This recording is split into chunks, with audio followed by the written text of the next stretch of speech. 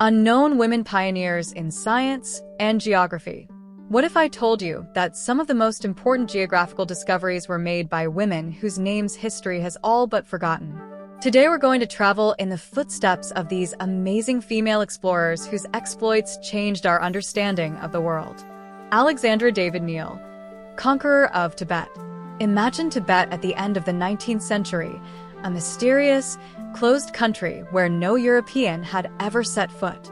But one woman decided to change that. Alexandra David Neal, born in 1868, was not only the first woman to penetrate the heart of Tibet, but also the greatest traveler of her time. This amazing woman was a fidget from childhood. Can you imagine? She ran away from her parents twice to travel, while still a child. And at 18, she already set off on a bicycle from her native France to Spain. Now that's the spirit of adventure. But Alexandra was not only a traveler. She was a real one-woman band, an opera singer, a writer, an explorer, even an anarchist, and a casino manager. It seems there is no role she would not try on. At 21, she converted to Buddhism and began studying Sanskrit and Tibetan. And in 1911, she went to India for a year and a half. Do you know how long that trip actually lasted? 14 years. Now that's what I call an extended vacation. But the main adventure was still ahead. In 1924, at the age of 55, Alexandra finally got to Tibet.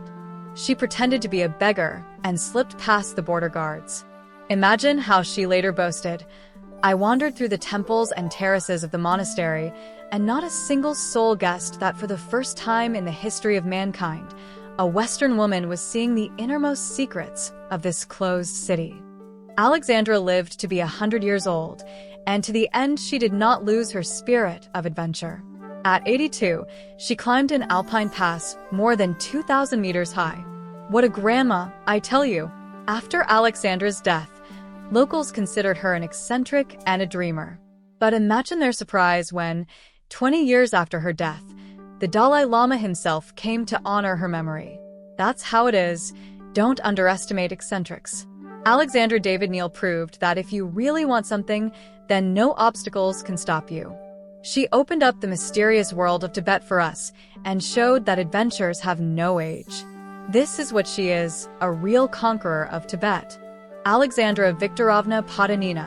What a woman she was. She was born on January 26, 1843, and died on September 19, 1893. Can you imagine? She lived only 50 years, and how much she managed to do.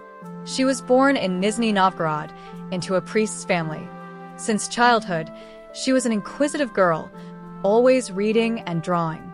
Although she was not in the best of health, this did not stop her. In 1866, when she was 23, she went to work as a teacher. And 6 years later, she met her future husband, Grigory Potanin. He was a scientist, studied nature and geography. In 1874, they got married, and then the most interesting thing began. From 1876 to 1893, they went on 4 big trips around Central Asia together. Can you imagine? She became the first Russian woman to travel so far into these parts. Alexandra didn't just travel with her husband. She kept records, drew, and talked to locals. She was such a great woman that she was even accepted into the Russian Geographical Society. It was really cool for a woman in those days. In 1886, she was even awarded a medal for her research on the Buryats. Alexandra wrote several books about her travels. She talked about how women and children lived in Mongolia and China. It was very interesting because few people knew about it before. Unfortunately, on her last trip, Alexandra fell seriously ill and died in China. She was buried in the city of Kyakhta in Buryatia. Although Alexandra Viktorovna didn't live very long, she managed to do so much that she is still remembered. Even streets are named after her. That's what she was like, a real traveler and explorer who opened up the amazing world of Central Asia for us. Maria Vasilievna Klyanova. What a woman she was. She was born on August 12, 1898 in Irkutsk. Imagine, her father was a simple worker, and her mother was a paramedic. Masha was a smart girl. She graduated from gymnasium in Sverdlovsk and then entered Moscow State University. In 1924th year, she received a diploma of geologist-geographer.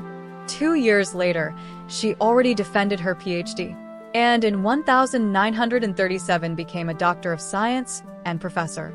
What a career! You know, Maria Vasilievna was a real pioneer in marine geology. She created a whole school for studying the seabed. Imagine, she even went to Antarctica. And she was the first woman scientist. It was in 1957 years. For his services, Klenova received a lot of awards. She was even given the title of Honored Scientist of the RSFSR in 1967th year. And also in her honor, named a depression in the ocean and an underwater mountain. Isn't that cool? They say that Maria Vasilievna was a very cheerful person, loved to joke. And she loved animals. Perhaps that's why it was so easy to work with her. Unfortunately, Klenova died on August 6, 1976th year in Moscow. She was almost 78 years old, but her work still inspires young scientists. That's what she was, a true discoverer of the depths of the sea. These amazing women didn't just push the boundaries of the known world, they pushed the boundaries of what is possible for all women in science. And now I ask you, how many more unknown heroines of science are waiting to have their stories told? Share in the comments who you'd like to hear about in the next video.